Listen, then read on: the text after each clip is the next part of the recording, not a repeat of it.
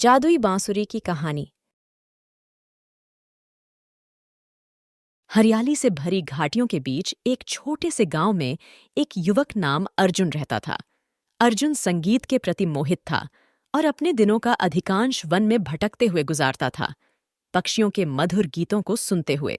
एक दिन जंगल के गहराई में खोजते हुए अर्जुन एक पुराने टूटी फूटी कुटिया पर गिर पड़ा।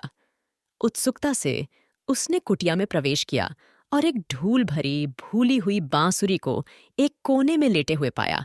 जैसे ही उसने बांसुरी को उठाया, उसे एक अजीब सा अनुभव हुआ, जैसे कि बांसुरी उसे बुला रही हो। उत्साहित होकर अर्जुन ने बांसुरी में संधिया और उसके अद्भुत मेलोडी से गूंजा। संगीत को जादुई गुण था जो अर्जुन को आश्चर्य और आनंद की दुनिया में ले गया। उस दिन के बाद अर्जुन बांसुरी को हर जगह लेकर जाता था। जहां भी जाता वह उसे बजाता। वह गांव वालों के लिए उसे बजाता जो बांसुरी की प्रेम गाथा में निहित थे।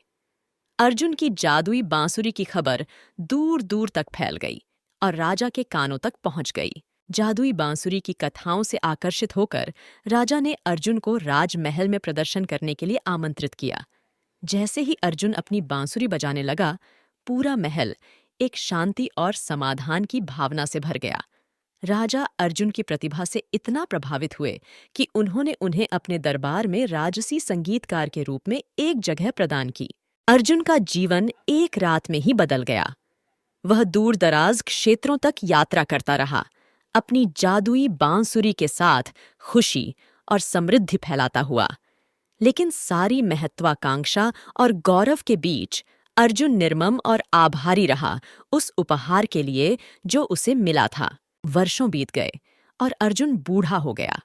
जैसे ही वह अपनी यात्रा के अंत की ओर नजदीकी कर रहे थे, उसने अपनी जादुई बांसुरी को एक दूर दराज गांव में एक युवा लड़के को सौंप दिया, उम्मीद करते हुए कि यह उसे वही खुशी और संग्रह मिलेगा जो अर्जुन को मिला था। और इस प्रकार जादुई बांसुरी का विरासत में रहा, जिसने उसकी आवाज को सुनने वाले सभी के दिलों को छू लिया और उन्हें याद दिलाया कि संगीत की शक्ति हमारे जीवन में जादू लाने की क्षमता रखती है।